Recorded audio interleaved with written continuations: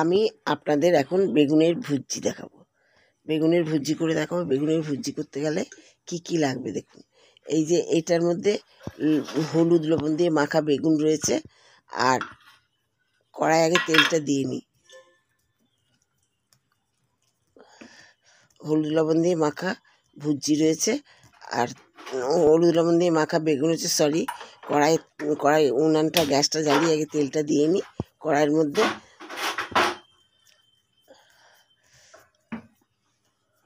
আর এই ভুজি করতে গেলে কি কি লাগে সেটা আমি আপনাদের দেখাচ্ছি।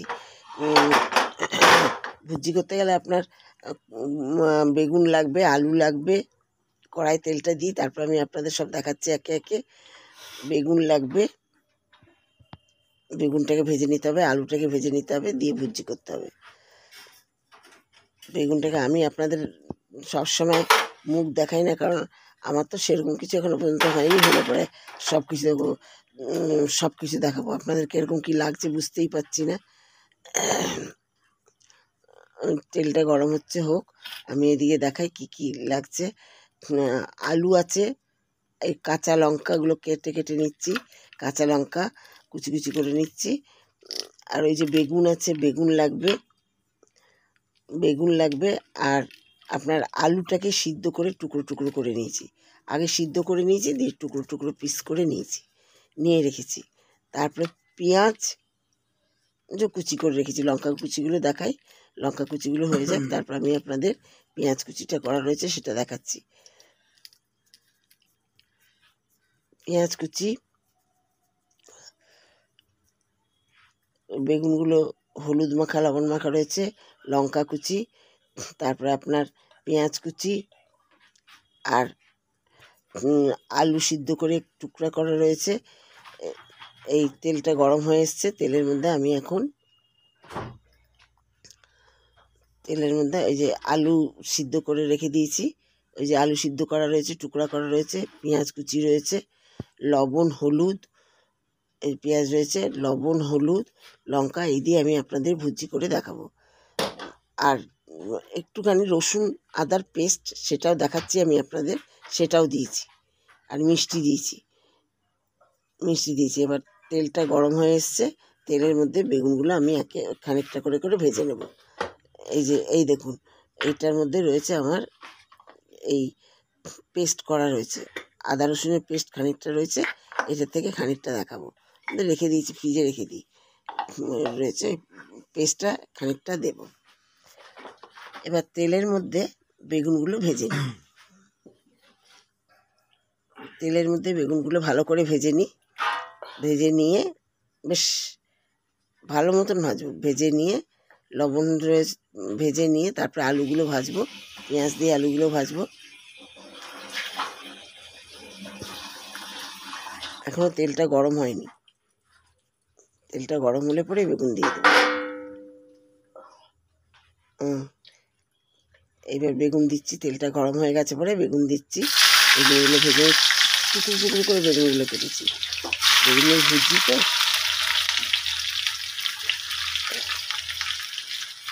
কেটে নিচ্ছি, কেটে নিয়ে এবার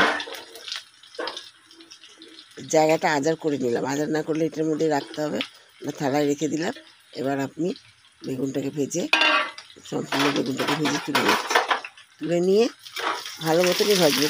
খুব যে কড়া তা না, মোটামুটি নরম হবে, মোটামুটি অল্প অল্প লালচে ভাব ধরবে, সেরকম করে আমি আপনাদের ভেজে নিয়ে দেখাচ্ছি।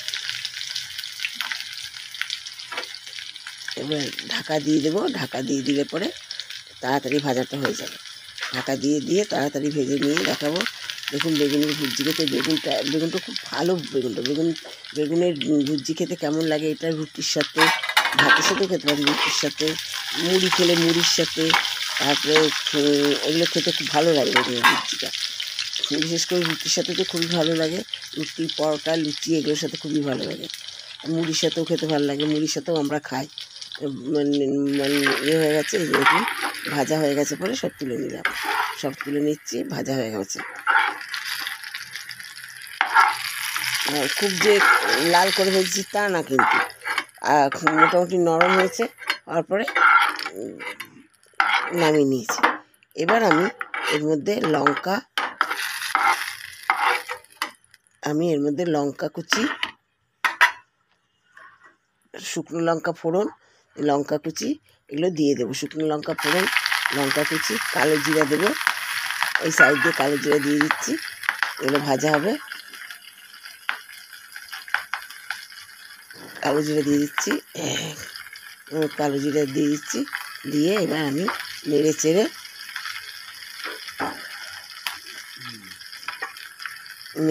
পেঁয়াজগুলো দিয়ে দেবো। পেঁয়াজগুলো দেওয়ার পরে পেঁয়াজগুলো দিয়ে দেবো। হয়ে গেছে, ওই পেঁয়াজগুলো দিয়ে দিলাম। পেঁয়াজগুলো ভাজা ভাজা হয়ে যাবে, ওর মধ্যে আদা রসুনের পেস্টটা একটু দিয়ে দেবো। আদা রসুনের পেস্ট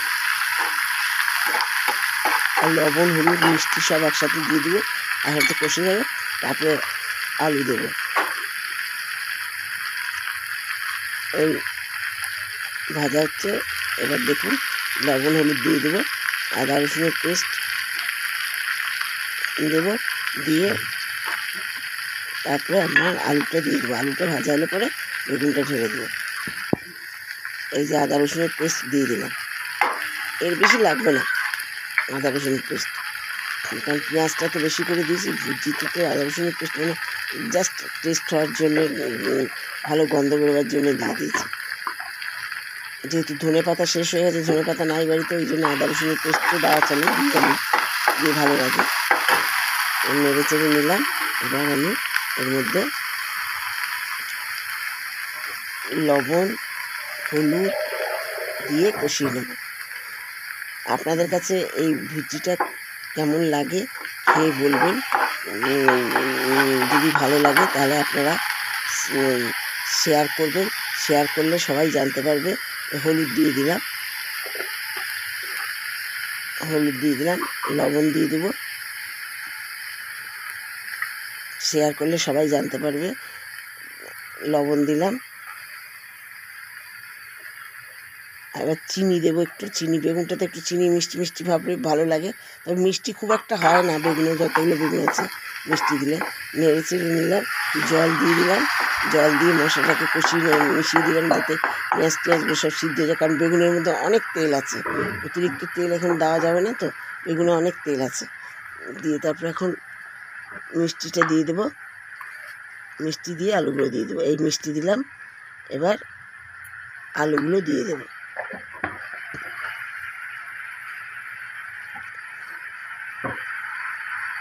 আলুগুলো দিয়ে দেবো, নেড়ে চেড়ে আলুগুলো দিয়ে দেবো।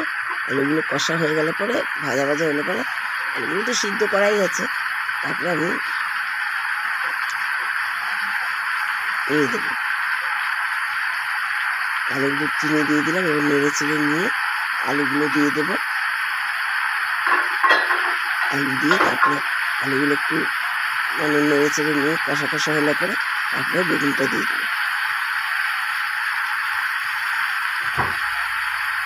দেখুন দেখতে কি সুন্দর লাগছে, দেখছেন? দেখতে ভালো লাগছে, ভুজিটা খেতেও এমনি ভালো লাগবে। নেড়ে নিলাম, নেড়ে নিয়ে এবার আমি নেড়ে নিয়ে তারপরে আলুগুলো দিয়ে দেবো।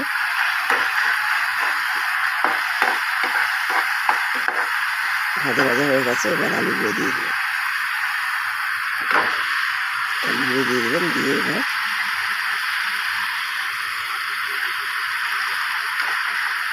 নেড়ে চেড়ে নিয়ে আলুগুলোকে মশলার সাথে মিশিয়ে বেগুনটা দিয়ে দিই।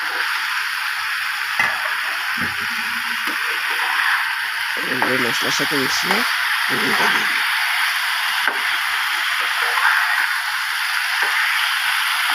আলুগুলোকে খুব একটা ভাজার দরকার নেই, বেগুনগুলো বেগুনের ভুজিতে বেগুনটাকে ঠিক মতন ভাজলেই হচ্ছে। আর এবার নেড়ে চেড়ে মশলার সাথে মিশিয়ে নিয়ে এবার বেগুনটা দিয়ে দেবো।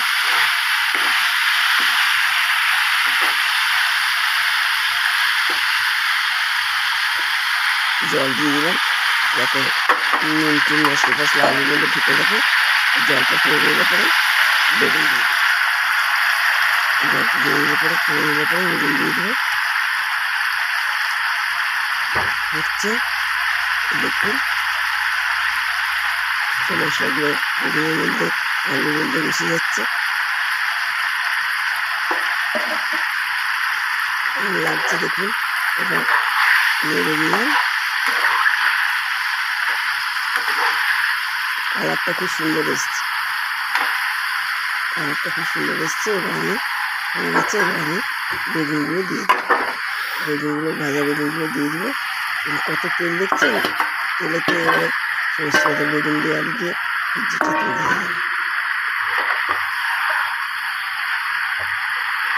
নেড়ে নিয়ে নেড়ে চেড়ে একদম ভাজা ভাজা করে নেব, আলুগুলো দেখো ভাজা ভাজা হয়ে যায়।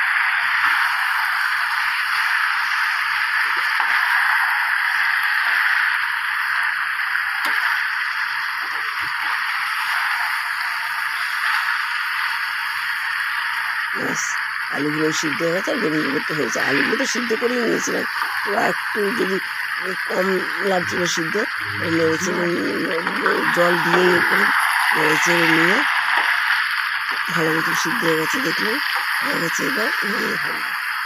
এইভাবে বেগুনের ভুজি করলে আপনারা রুটি, পরোটা, লুচি দিয়ে খেতে পারেন, এমনকি মুড়ি দিয়ে খেতেও ভালো লাগে। আমরা তো মুড়ি দিয়েও খাই, ভালো লাগে। যদি আপনাদের হাতের কাছে ধনেপাতা থাকে, রুটিতে ধনেপাতা দিতে পারেন। আমার কাছে ধনেপাতা শেষ হয়ে গেছে, আমি দিলাম না। এবার আমি নামিয়ে নেব বেগুনের ভুজিটা। যদি আপনারা শেয়ার করেন খুবই ভালো হয়, তাহলে সবাই জানতে পারবে। লাইক করবেন, শেয়ার করবেন, সাবস্ক্রাইব করবেন। এবার দেখুন কেমন লাগছে, এবার ঢেলে ফেলবো। একটুখানি ঢাকা দিয়ে রাখি, ঢাকা দিয়ে তারপরে আমি ঢেলে ফেলবো। আর ভিতরটা একটুখানি মজে যাক, মজে গেলেই ঢেলে ফেলবো।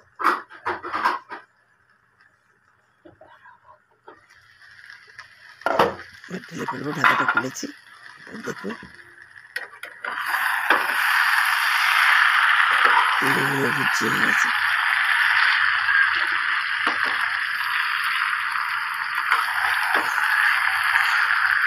কালারটাও সুন্দর হয়েছে, আলুও সিদ্ধ হয়েছে, সবই সিদ্ধ হয়েছে, সমস্ত কিছু হয়েছে। এবার আপনারা করে খেয়ে দেখুন কেমন লাগে, খুব ভালো লাগে। সবসময় তো আর সবজি ভালো লাগে না, এখন ভাজা ভাজা আলু বেগুন খুব ভালো লাগে।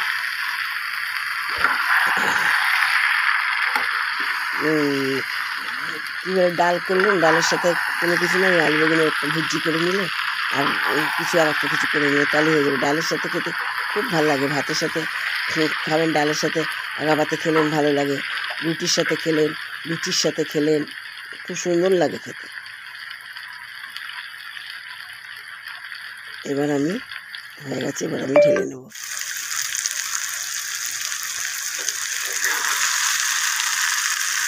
গ্যাসটা অফ করে দিলাম, বাকিতে ঢেলে নিচ্ছি, বাকিতে ঢেলে নিচ্ছি। দেখুন গন্ধটা খুব সুন্দর বেরিয়েছে, গন্ধটা খুব সুন্দর বেরিয়েছে, দেখবেন খুব সুন্দর গন্ধ বেরো। পেঁয়াজ, রসুন, আদা পড়েছে তো, মানে মাংস গন্ধটা বেরোয়। এগুলো ভুজি, এইগুলো ধনেপাতা দিলে আরও ভালো হয়। ধনেপাতা আবার শেষ হয়ে যাবে, দিতে পারলাম না। দেখুন ভাজা ভাজা হয়েছে, কি সুন্দর, কি চমৎকার গন্ধ।